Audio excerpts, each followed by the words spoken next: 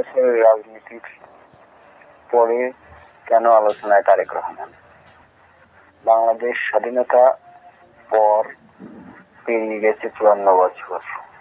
এই দীর্ঘ সময়ে আমরা দেখেছি অসংখ্য নেতা, শুনেছি হাজারো প্রতিশ্রুতি আর নির্বাচনী ইশতেহার, কিন্তু একটি প্রশ্ন বারবার সামনে আসে, এই দেশ আসলে কার হাতে সবচেয়ে বেশি নিরাপদ? আজ দেশের প্রায় 18 কোটি মানুষের মুখে একটি নাম বারবার উচ্চারিত হচ্ছে, তারেক রহমান। সম্প্রতি ফ্যামিলি কার্ড কর্মসূচি সফল বাস্তবায়নের পর আরেকটি গুরুত্বপূর্ণ উদ্যোগ নেওয়া হয়েছে। দেশের ইমাম, মুয়াজ্জিন এবং বিভিন্ন ধর্মীয় প্রতিষ্ঠানের সেবাদানকারীদের জন্য মাসিক সম্মানী চালু করা হচ্ছে। এটি শুধু একটি ধর্মীয় সম্প্রদায়ের জন্য নয়, বরং বিভিন্ন ধর্মের সেবায় নিয়োজিত মানুষদের জন্য সমানভাবে চালু করা হচ্ছে। এই কর্মসূচির আওতায় রয়েছে দেশের 41,000 মসজিদ, 90টি মন্দির, 144টি বৌদ্ধ বিহার এবং 396টি গির্জা। সম্মানের কাঠামো নির্ধারণ করা হয়েছে স্পষ্ট।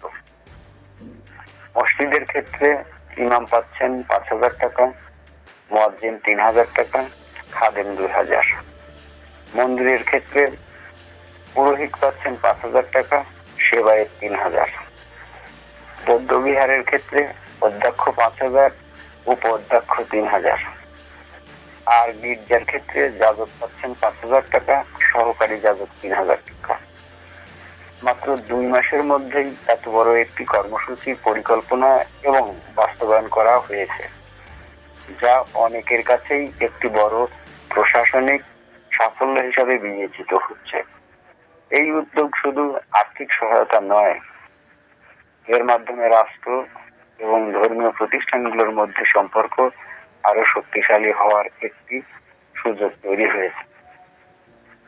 একই সঙ্গে এটি দেখায় যে সামাজিক সম্প্রীতি, ধর্মীয় সহ অবস্থান এবং জনকল্যাণকে সামনে রেখে একটি অন্তর্ভুক্তিমূলক রাষ্ট্র গড়ার চিন্তা করা হচ্ছে। বাংলাদেশের ভবিষ্যৎ নির্ভর করছে সঠিক নেতৃত্ব, সঠিক পরিকল্পনা এবং বাস্তবায়নের উপর। যদি এ ধরনের উদ্যোগ এবং প্রতিশ্রুতির ধারাবাহিকতা বজায় থাকে, তবে নিশ্চিত করে বলা যায় আগামী দিনের বাংলাদেশ হতে পারে আরো স্থিতিশীল, আরো অন্তর্ভুক্তিমূলক এবং আরো কল্যাণমুখী একটি রাষ্ট্র।